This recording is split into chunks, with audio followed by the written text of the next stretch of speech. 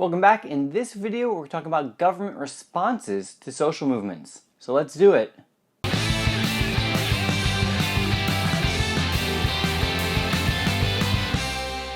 So in the previous video, we talked about various social movements, including the civil rights movement and the women's rights movement. Now in this video, we're going to talk about some of the legislative successes that were enjoyed as a result of these movements.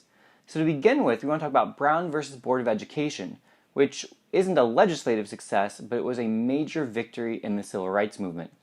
This case determined that segregation in public schools based on race was unconstitutional. So this is a major victory in 1954. Now soon after, further victories ensued. If we fast forward a little bit to the 1960s, we have some hugely significant pieces of legislation. First and foremost among these major victories is the Civil Rights Act of 1964, which banned discrimination based on race, gender, color, religion, or national origin. Now this is talking about discrimination in public accommodations.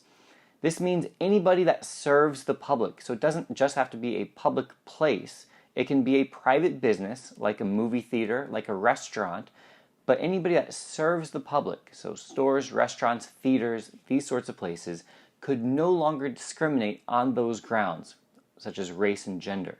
And especially we usually think of race as being the foremost one here. So this is a landmark piece of legislation in the civil rights movement. Now also in that same year, the 24th Amendment was passed, and this banned poll taxes.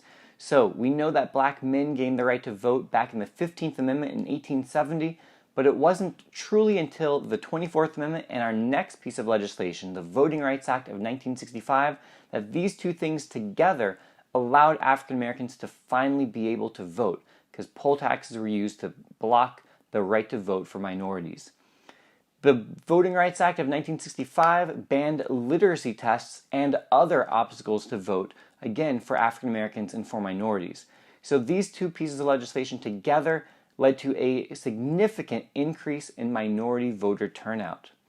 Now, what the Voting Rights Act also did, among other things, was that it provided access for ballots in other languages. If you're in an area that has a large population of non-English speakers, now that location has to provide ballots in that particular language. It also said that southern states, well, it didn't say southern states, but it said that states that had a history or a track record of denying voting rights to certain people, that they had to get any changes to their election policies, to their electoral maps for when they were redistricting, but any of their voting policies had to be approved by the federal government. And this was intact for the next 50 years or so. So again, these things taken together led to a great expansion in voting rights for minorities. When we think of the women's rights movement, again, we just mentioned the Civil Rights Act of 1964. One of the things that you can't discriminate based on is gender. So that was also a victory for women's rights. So is the Equal Pay Act of 1963, which did exactly what it sounds like. It legislated that for equal work, women had to be given equal pay as men. And then one that's important, and this one is mentioned specifically in your curriculum outline for AP Gov this year, so you want to take special note of it, is Title IX of the Educational Amendments Act of 1972. And what this did was required equality when it comes to things like sports, so gender equality we're speaking about, in sports by any public school that receives federal money, which are pretty much every public school, both secondary and college level. If they have a program that men or boys have access to, then girls or women have to have same access to that kind of program. So this led to a great increase in gender equality. Now we could also add a couple more examples of this. We could think about movement for disabled persons, and we had the Americans with Disabilities Act, which provided extended the protections from the Civil Rights Act to disabled persons. Then if we think about the LGBTQ movement and marriage equality, we think of two Supreme Court cases, Windsor and more recently Obergefell versus Hodges, which what that case did was it legalized same-sex marriage throughout the entire United States, and it said that states had to recognize the marriage licenses that were granted in other states.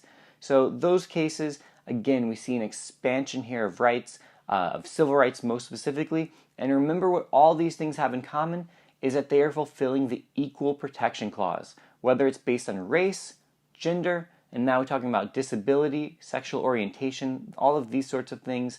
Again, we see the Equal Protection Clause being the heart of all of these.